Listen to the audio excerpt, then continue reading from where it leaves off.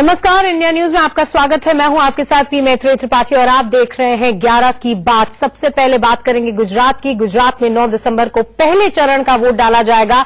उत्तर प्रदेश में निकाय चुनाव जीतने के बाद बीजेपी का उत्साह बढ़ गया है। क्या गुजरात जीतने का प्लान, ये जानने के लिए हमारे एसोसिएट एडिटर यतेंद्र शर्मा ने गुजरात के मुख्यमंत्री विजय रूपाणी से खास बात की।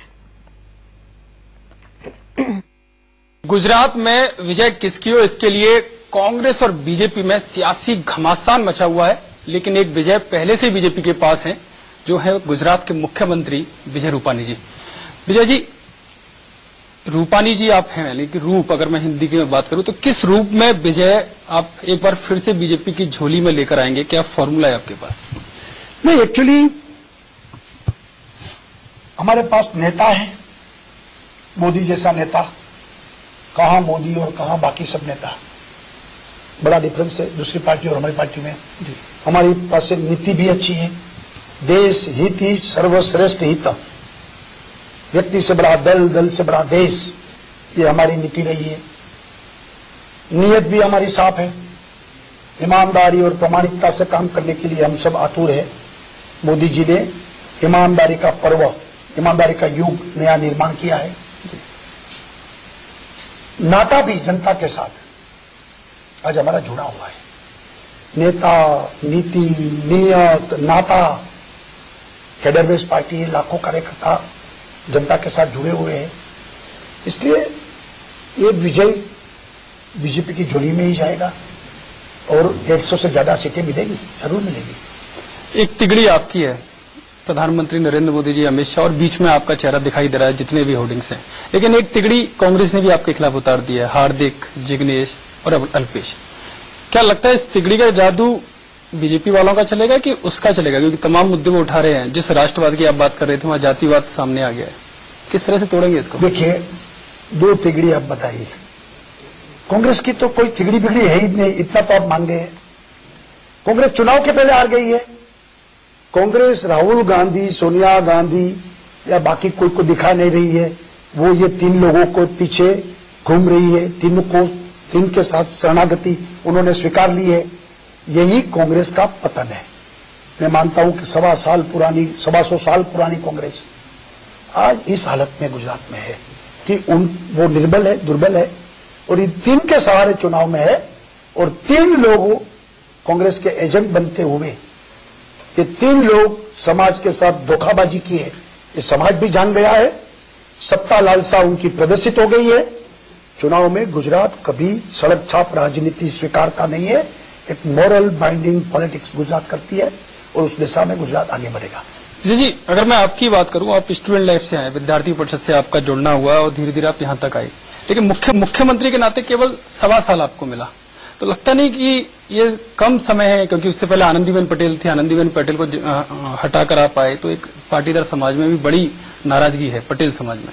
तो उसके लिए आपको ज्यादा समय मिलना चाहिए था।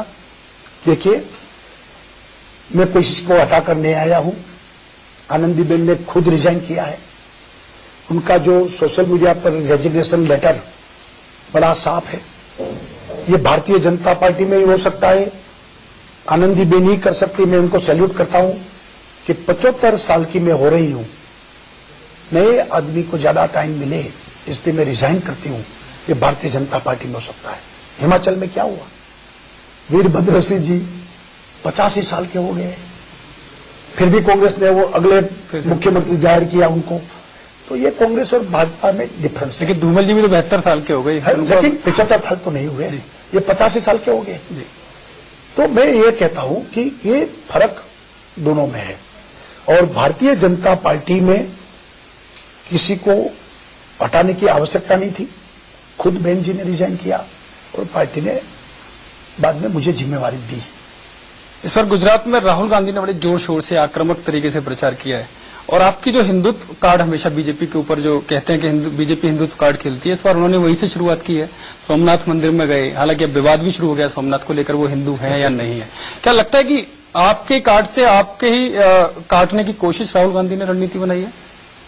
देखिए, आज तक हम लोग मंदिरों में जाते थे तो ये सूडो सेक्युलरिस्ट लोग, ये कांग्रेस हंगामा करती थी। आज कांग्रेस वही कर रही है, लेकिन सवाल आस्था और श्रद्धा का है।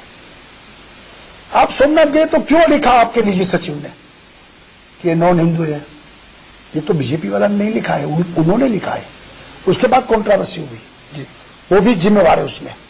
यानी कि वोट के लिए सिर्फ मंदिर में जाना, गुजरात की जनता जानती है, इससे कोई हिंदू में आस्था श्रद्धा बढ़े, वोट देंगे, ये मैं मानता हूं गुजरात में होने वाला नहीं है। अक्षरधाम मोदी जी गए तो उनके पीछे वो गए गांधीनगर में, उनके फार्म हाउस से 5 किलोमीटर दूर दिल्ली का सबसे बड़ा, भारत का सबसे बड़ा अक्षरधाम है। आज तक कभी भी राहुल गांधी नहीं गए, मोदी जी अनेक बार गए। तो इसका मतलब यह कि लोग जानते कि चुनाव इसलिए गए हैं। लेकिन ये आरोप है कांग्रेस का कि ये विवाद जो हुआ है उसमें साजिश बीजेपी की है। कैसे? नाम किसी और ने लिखा है, रजिस्टर कुछ और था, देखा कुछ और दिया। देखिए, ये सब इतना झूठ बोलना अच्छी बात नहीं है। ये कांग्रेस के ऑफिशियल लोग बोलते होंगे तो उसको शर्म आनी चाहिए। जो है भूल हो गई है तो बताओ कि हमारी भूल हो गई है। बाकी वह उनके निजी सचिव ने लिखा, राहुल ने साइन किया, तो उसमें ये सब झूठ बोलना ये ठीक नहीं है। इसी विवाद में एक और कांग्रेस की तरफ से बयान आया कि अमित शाह भी जैन हैं। आप भी और राज बब्बर ने किया। हाँ, राज बब्बर अब यूपी में जवाब दे रही, क्या चुनाव आया है उसका तो जवाब राज बब्बर दो कि वहां आपने क्या किया कि कांग्रेस की 0 सीट है, कांग्रेस के 0 मेयर है, कांग्रेस को साफ कर दिया।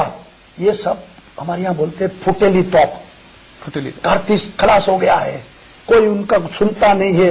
ऐसे लोग आकर यह बयान करते हैं, उसका पता नहीं है अमित शाह जैन नहीं है, ये वैष्णव है, कोई भी निवेदन कर देते हैं, कुछ भी कर देते हैं।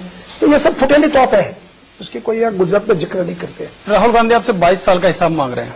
उन्होंने कहा कि 37,000 का कर्ज, जो वित्तीय प्रबंधन है आपकी सरकार का, 37,000 का कर्ज हर। अरे देखिए, 22 साल का हिसाब से पहले वो अपना 10 साल का सोनिया मैडम के इशारे पर चलने वाली मनमोहन सिंह सरकार का कौभांड हो, स्कैंडल हो, करप्शन का हिसाब दें। हम जनता को हिसाब देंगे और जनता भी हिसाब करेगी। इतने साल तक करती आई है। 2002 में भी जनता ने हिसाब किया, 7 में भी किया, 12 में भी किया, 14 में 26 में से 26 सीट बीजेपी को दिया, कांग्रेस को 0 सीटें। वो तो करेंगे हिसाब। आप हिसाब दीजिए 10 साल का, जितने स्कैंडल हुए उसका हिसाब दीजिए। कहां पैसा देश को किसने लूटा उसका हिसाब दीजिए आप। घर की बात भी वो कर रहे हैं, 50 लाख घर का वादा किया, 4,72,000 ही बंद करो, यानी 45 साल का और समय लगेगा इस हिसाब से। मैं यही कह रहा हूं कि कांग्रेस के पास कोई मुद्दा नहीं है। कांग्रेस 22 साल में सरकार चली, उसके खिलाफ कोई भी सीरियस मुद्दे वो नहीं उठा सकते हैं। ईमानदारी पर भी शक नहीं कर सकते, करप्शन का कोई चार्जेस नहीं कर सकते। वैसे झूठ बोलना, कोई भी बात करना, इसको तो हम जवाब कैसे देंगे। लेकिन जनता जानती है क्या हुआ है, क्या हो रहा है गुजरात में। तो बीजेपी की 22 साल का शासन इतना प्रभावी शासन रहा है। मोदी जी ने खून पसीना एक करते हुए गुजरात को आगे बढ़ाया है। अब देश की सेवा कर रहा है। गुजरात रोल मॉडल बनेगा, सबसे आगे खड़ा रहेगा। चलिए, एक अंतिम सवाल विजय जी, आप कह रहे हैं कि प्रधानमंत्री जी अब देश की सेवा कर रहे हैं, लेकिन प्रधानमंत्री जी का ये बयान आया है कि उन्होंने जो कड़े फैसले लिए हैं उसके लिए उन्हें कीमत तो भुगतनी पड़ेगी। तो कहीं गुजरात को लेकर इशारा तो नहीं है, कहीं इस तरह की रिपोर्ट तो नहीं आ रही है कि बड़ा टफ हो गई है लड़ाई? नहीं, उन्होंने यह कहा है कि मैं जितने कड़े कदम देश की जनता के लिए ले रहा हूं, अगर कुछ कीमत भुगतनी पड़ी तो मैं तैयार हूं। जिस तरीके से वही सवाल है ना कि गुजरात का इशारा तो नहीं है। कीमत का मतलब यह नहीं है। कीमत का मतलब व्यक्तिगत खुद की इमेज की बात कर रहे हैं, और उन्होंने डिसीजन लिया है तो उसकी रिस्पॉन्सिबिलिटी भी मैं ले रहा हूं। कांग्रेस के ऐसा नहीं है कि रिस्पॉन्सिबिलिटी से भाग रहे हैं। अच्छा हुआ तो सब सोनिया गांधी और राहुल जी के खाते में, बुरा हुआ तो दूसरे के खाते में, ऐसा नहीं है। ये नरेंद्र मोदी जी 56 की छाती वाला है, रिस्पॉन्सिबिलिटी भी लेता है, जो करता है उसकी जिम्मेवारी भी लेता है और हिम्मत से करता है। ये बयान का अर्थ है। चलिए विजय जी, क्या 150 सीटें रहेंगी या इंटरनल रिपोर्ट में कुछ कम भी हो सकती है? ज्यादा होगी, इससे ज्यादा होगी। चलिए, बहुत बहुत धन्यवाद हमसे बात करने के लिए। विजय रूपानी साहब थे, जिनका साफ तौर पर कहना है कि वो बीजेपी की तरफ से विजय, जो उनका नाम है, उसको उनकी झोली में डालकर एक बार फिर से दिखाएंगे। यतेन शर्मा, इंडिया न्यूज, गांधीनगर।